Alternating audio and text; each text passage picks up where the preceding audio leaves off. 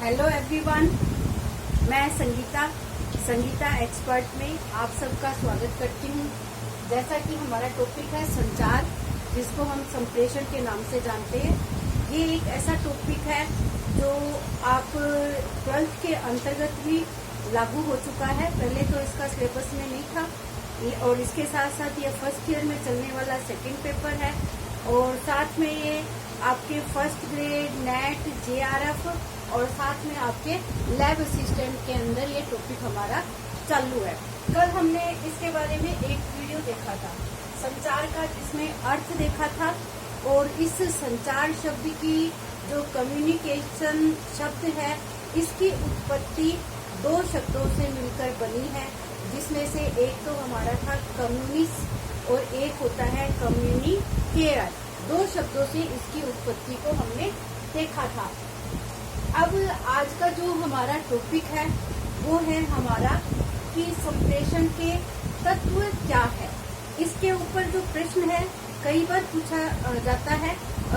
इसका जो ये आपको एक सीक्वेंस है जिसको आपको लाइन से ध्यान में रखना है कि सबसे पहले संप्रेषण की प्रक्रिया जब की जाती है तो सबसे पहले कौन सा तत्व आता है, किस व्यक्ति के बारे में बात की जाती है और उसके बाद कौन सा तत्व आता है।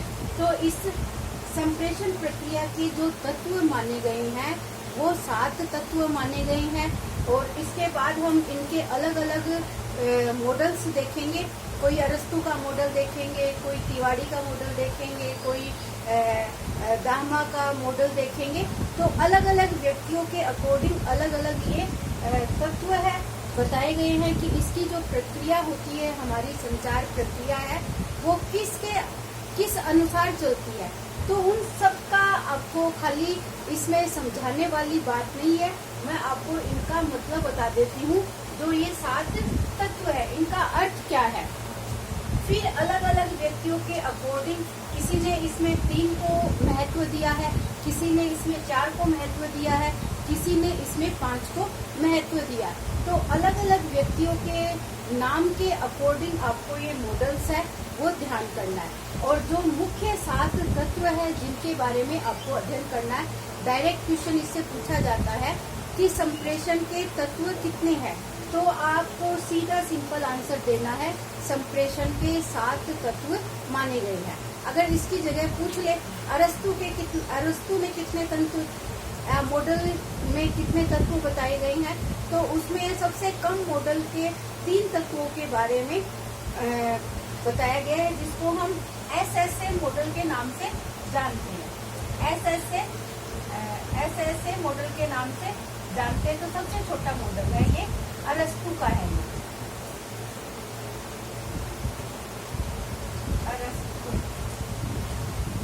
ठीक है, अरस्तु मॉडल के नाम से इसको जाना जाता है। तो आज हम संप्रेषण के तत्व के बारे में बात करेंगे। सबसे पहला जो हमारा तत्व आता है वो प्रेषक कहलाता है। अब आपको ये प्रेषक शब्द है, इसका अर्थ आपको समझना है कि प्रेषक होता क्या है। प्रेषक नाम से भी जैसे स्पष्ट हो रहा है, अंग्रेजी में इसको सेंडर के नाम से कहा जाता है। सेंड करना, सेंडर का मतलब है सेंड करना, किसी चीज को भेजना। यानी आजकल तो हमारा जो फोन के माध्यम से हम सेंड कर सकते हैं, ईमेल के माध्यम से सेंड कर सकते हैं, नेट के माध्यम से सेंड कर सकते हैं। लेकिन पहले के समय में जो सेंडर था हमारा, वो पत्र के माध्यम से भी हो सकता था, तार के माध्यम से भी हो सकता था। तो जो सूचना को भेजने वाला व्यक्ति है, ये आपको समझना है क्या है। जो हमने सूचना तैयार की है, उस सूचना को भेजने वाला, सूचना को भेजने वाले व्यक्ति को, भेजने वाले व्यक्ति को क्या कहा जाता है, प्रेषक कहा जाता है। तो अर्थ पूछा जाए कि किसी सूचना को भेजने वाले व्यक्ति को क्या कहा जाता है, आपको वहाँ पे ऑप्शन मिलेंगे। 4 ऑप्शन हो सकता है, उसमें प्रेषित मिले या माध्यम मिले, कोई भी मिल सकते हैं इसमें से। तो आपको इसका अर्थ समझना है, सेंडर किसको कहा जाता है, प्रेषक किसको कहा जाता है। तो प्रेषक का मतलब होता है किसी भी सूचना को भेजने वाले व्यक्ति को क्या कहा जाता है? प्रेषक कहा जाता है या सेंडर कहा जाता है। दूसरी वस्तु हमारी आती है, इसका जो दूसरा तत्व है उसको कहा जाता है विषय वस्तु। विषय वस्तु यानी जो हम सेंड कर रहे हैं किसी भी सूचना को, उसकी विषय वस्तु क्या है, क्या वस्तु हमें सेंड करनी है, मतलब उसका जो चीज है उसके अंदर हमें सेंड क्या करना है, तो वो हमारी क्या कहलाती है? विषय वस्तु कहलाती है। फिर इसका आता है माध्यम। जो हमें विषय वस्तु को सेंड करना है किसी व्यक्ति के पास, तो उसका माध्यम हमें क्या चुनना है? माध्यम को कहेंगे अंग्रेजी में चैनल। चैनल मतलब जो माध्यम ले रहे हैं, हमने नेट लिया है, ईमेल लिया है, या किस चीज का हमने तार या टेलीग्राम, किस चीज का हमने माध्यम लिया है, तो उसको हम क्या कहेंगे? चैनल कहेंगे, माध्यम कहेंगे। यानी जो हमें एक प्रेषक के द्वारा जिस विषय वस्तु को भेजा जा रहा है उसका माध्यम क्या है। इसके बाद आता है आपको एनकोडिंग लिखा हुआ आता है। इस एनकोडिंग और डिकोडिंग के ऊपर है वो मोस्टली ज्यादा प्रश्न है वो पूछे जाते हैं, क्योंकि दोनों शब्द क्या होते हैं? कंफ्यूज करने वाले होते हैं बच्चे को। तो एनकोडिंग का मतलब क्या है? डायरेक्ट अंग्रेजी में ही आपको ये शब्द मिलेगा और इसका मैंने हिंदी में लिख रखा है। एनकोडिंग को संकेतीकरण कहा जाता है और डिकोडिंग को संकेतवाचक कहा जाता है। तो जो हमारी संप्रेषण प्रक्रिया है इसमें पहले कौन सा तत्व आता है, ये भी पूछा जाता है। एनकोडिंग आता है या डिकोडिंग आता है। तो पहले आपका क्या होता है? एनकोडिंग होता है, जिसका संकेतीकरण हिंदी में वर्ड है, संकेत करना। यानी जो हमने माध्यम चुना है उस माध्यम के अंतर्गत जो हम सूचना उसके अंदर लिखेंगे उसका हमें क्या करना होता है? संकेत बनाना होता है, ताकि कोई दूसरा व्यक्ति उस मैसेज को हमारा पढ़ ना सके। यानी जो विषय वस्तु है, विषय वस्तु का मतलब यहाँ पे माध्यम, वो मैसेज भी हो सकता है, सूचना। इसको हम सूचना का नाम भी कहीं कहीं आपको जो भी मॉडल मिलेगा उसमें आपकी सूचना भी हो सकती है, जिसको हम क्या कहेंगे? हमारी जो विषय वस्तु है, यानी जिस सूचना को हम सेंड कर रहे हैं वो सूचना क्या है और उसके लिए हमने माध्यम क्या चुना है, और माध्यम के अंदर हमें पहले उसका क्या करना पड़ेगा? एनकोडिंग करना पड़ेगा, यानी उसकी संकेतिक भाषा बनानी पड़ेगी। जैसे आप किसी में भी कंप्यूटर वगैरह में आप अपने ईमेल, इम्पोर्टेंट डॉक्यूमेंट्स जब किसी व्यक्ति के पास भेजते हो तो उसको आप किसी संकेत के रूप में आपको भेजना होता है। डायरेक्ट आप उसको अपनी फाइल को खुला करके दूसरे के पास नहीं भेज सकते हो। तो इसी को ही क्या कहा जाता है? एनकोडिंग करना कहा जाता है। यानी आप उसका संकेतीकरण कर रहे हो। संकेतीकरण के बाद प्रेषित आता है। यानी प्रेषित का मतलब होता है कि जो सूचना हम जिस व्यक्ति के पास भेज रहे हैं, तो सूचना यहाँ पर तो प्रेषक तो क्या था? सूचना को भेजने वाला था, और ये प्रेषित क्या है? सूचना प्राप्त करने वाला। सूचना को प्राप्त करने वाले व्यक्ति को हम क्या कहेंगे? प्राप्त करने वाला व्यक्ति।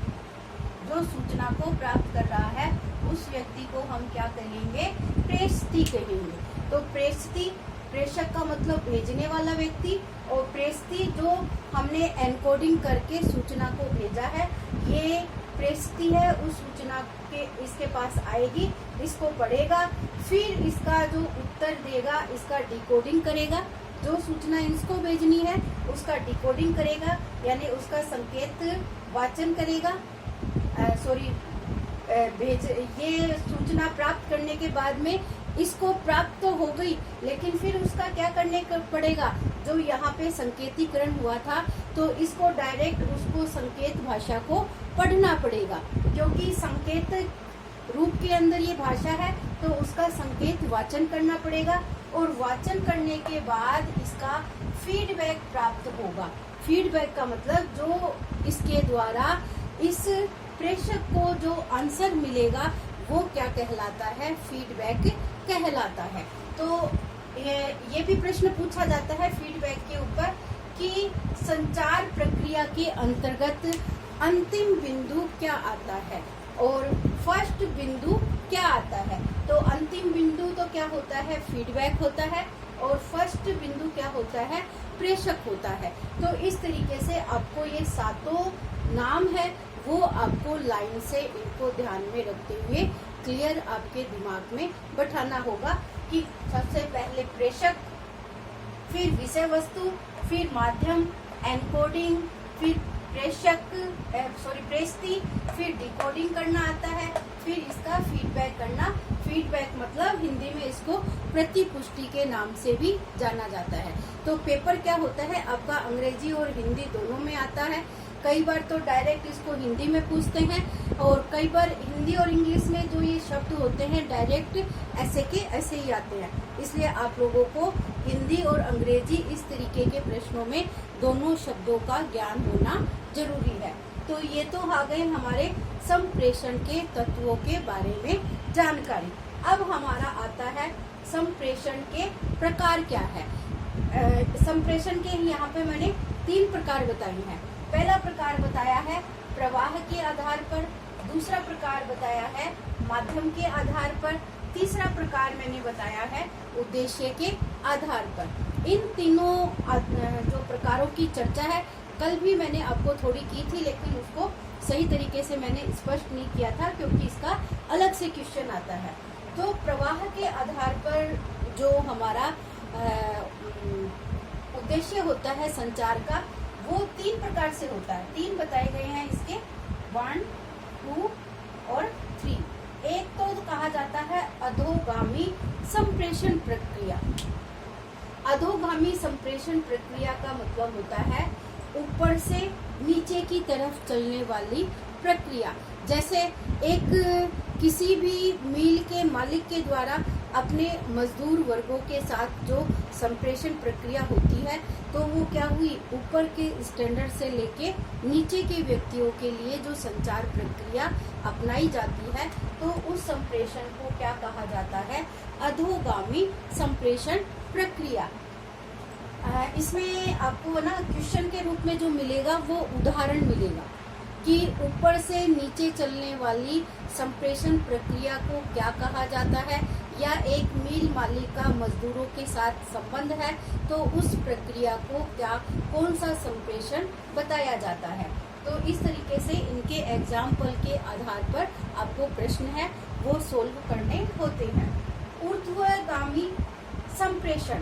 ऊर्ध्वगामी का मतलब होता है नीचे से ऊपर की ओर जाना, यानी मजदूर वर्ग का मालिक के साथ जो संप्रेषण होता है वो किस तरीके का होता है, तो नीचे से ऊपर या किसी छोटे व्यक्ति से बड़े व्यक्ति के माध्यम से जो संप्रेषण प्रक्रिया की जाती है।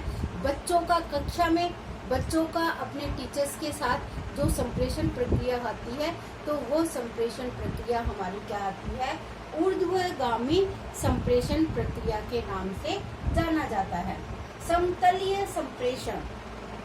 समतल यानी कोई भी जगह ये सीधी है। समतल प्रक्रिया का मतलब ये सीधा जो संप्रेषण है, जहाँ पर एक ही स्तर के व्यक्ति है, उनके बीच में जो संप्रेषण प्रक्रिया होती है, संचार प्रक्रिया होती है, तो उस संप्रेषण प्रक्रिया को हम क्या कहते हैं, समतलीय संप्रेषण प्रक्रिया कहते हैं। जैसे एक ही वर्ग के जो टीचर्स वर्ग होते हैं, तो उन लोगों के बीच में होने वाली वार्तालाप आ सकती है। एक ही कक्षा के सब विद्यार्थियों के बीच में जो संदेश प्रक्रिया होती है, संचार प्रक्रिया होती है, संप्रेषण प्रक्रिया होती है, तो वो सारी प्रक्रिया हमारी क्या कहलाती है, समतलीय संप्रेषण प्रक्रिया के नाम से जानी जाती है। फिर दूसरा जो प्रकार आता है हमारा माध्यम के आधार पर आता है। ये माध्यम के आधार पर भी हमारा जो संप्रेषण प्रक्रिया है वो 3 प्रकार की है। एक तो है हमारी लिखित प्रक्रिया, जिसके अंदर जैसे मैं ब्लैक बोर्ड के ऊपर लिख रही हूँ और दूसरे बच्चे उसको देख रहे हैं, तो ये जो मेरी संप्रेषण प्रक्रिया हो रही है वो आपकी लिखित संप्रेषण प्रक्रिया के अंतर्गत आती है। मौखिक प्रक्रिया, अब मैं लिखना मेरे को कुछ नहीं है और खाली हम जो एक भाषण के माध्यम से या व्याख्यान के माध्यम से आप लोगों के सामने जो चर्चा की जाती है, तो वो प्रक्रिया हमारी क्या कहलाती है, मौखिक संप्रेषण प्रक्रिया के नाम से जानी जाती है। एक आता है हमारा सांकेतिक संप्रेषण प्रक्रिया। अब सांकेतिक संप्रेषण प्रक्रिया के अंतर्गत हमारे हाव भाव भी आ सकते हैं, हाव भाव के माध्यम से भी बता सकते हैं, कोई वेशभूषा के माध्यम से भी आपको प्रदर्शित, जैसे कोई राजस्थानी, कोई पंजाबी, कोई हरियाणवी, इस तरीके की ड्रेस को पहनकर आप लोगों के सामने जो संदेश दिया जाता है, तो उस वेशभूषा के माध्यम से आप अंदाज कर सकते हो कि ये कहाँ का कैरेक्टर है और किस बात को शो कर रहा है। तो ये जैसे हाव भाव के माध्यम से मैं कहूँ चुप रहो, मैं कहूँ बैठ जाओ, तो ये सारे क्या है, हमारे हाव भाव के माध्यम से संप्रेषण होता है। तो ये सांकेतिक भाषा के रूप आ जाते हैं। तो ये आपको मौखिक रूप में जो क्वेश्चन बनते हैं, तो ये इन्हीं शब्दों का अर्थों के आधार पर इनसे जो क्वेश्चन है आपके वो बनाए जाते हैं। संप्रेषण प्रक्रिया के ऊपर क्वेश्चन आना निर्धारित है, और एक एक क्वेश्चन नहीं आएगा, बल्कि इसके ऊपर आपके 3 या 4 से क्वेश्चन है वो आराम से पूछे जाएंगे। तीसरा जो हमारा प्रकार बताया गया है, वो उद्देश्य के आधार पर प्रकार बताया गया है। तो उद्देश्य के आधार पर हमारे 2 प्रकार हैं, एक हमारा औपचारिक संप्रेषण है, एक हमारा अनौपचारिक संप्रेषण कहलाता है। औपचारिक संप्रेषण में लक्ष्य प्राप्त करने के लिए किया जाने वाला जो संप्रेषण होता है वो हमारा औपचारिक संप्रेषण होता है, और अनौपचारिक में हमारा कोई भी उद्देश्य नहीं होता, खाली संप्रेषण करना ही हमारा उद्देश्य होता है। इसमें हमारे लक्ष्य निर्धारित होते हैं और इसमें हमारे लक्ष्य है निर्धारित नहीं होते हैं। कक्षा में अध्यापक के द्वारा बच्चों को जो संप्रेषण दिया जाता है, तो वो एक तरीके से औपचारिक, जैसे हम शिक्षा कहते हैं कि कक्ष में दी जाने वाली निश्चित समय, निश्चित टाइम टेबल और निश्चित सिलेबस का जो स्टडी किया जाता है, तो वो हमारी औपचारिक शिक्षा है। वैसे ही उसका उद्देश्य क्या होता है, निर्धारित होता है, और उद्देश्य के साथ साथ उनका जो संप्रेषण है, लक्ष्य प्राप्त करना होता है, वो भी उनका निर्धारित होता है। तो ये संप्रेषण औपचारिक संप्रेषण के अंतर्गत आता है। अनौपचारिक में कोई भी उद्देश्य कुछ नहीं होता है, तो ये हमारा अनौपचारिक संप्रेषण की प्रक्रिया कहलाती है। तो इस तरीके से हमने ये संप्रेषण के 7 तत्व भी देखे हैं, और संप्रेषण के जो प्रकार है वो भी 3 प्रकार देखे हैं। एक हमारा जो संप्रेषण है, इसको जैसे अधोगामी, ऊर्ध्वगामी, समतलीय है, इनको 3 अलग अलग नामों से भी बोला जा सकता है। एक को हम लंबवत कहेंगे, एक को क्षैतिज कहेंगे, और एक को त्रियक कहेंगे। तो इस आधार पर, जैसे ये दिशा के आधार पर इसको आप चौथा प्रकार दे सकते हो। जो चौथा प्रकार है उसको हम दिशा के आधार पर दे सकते हैं,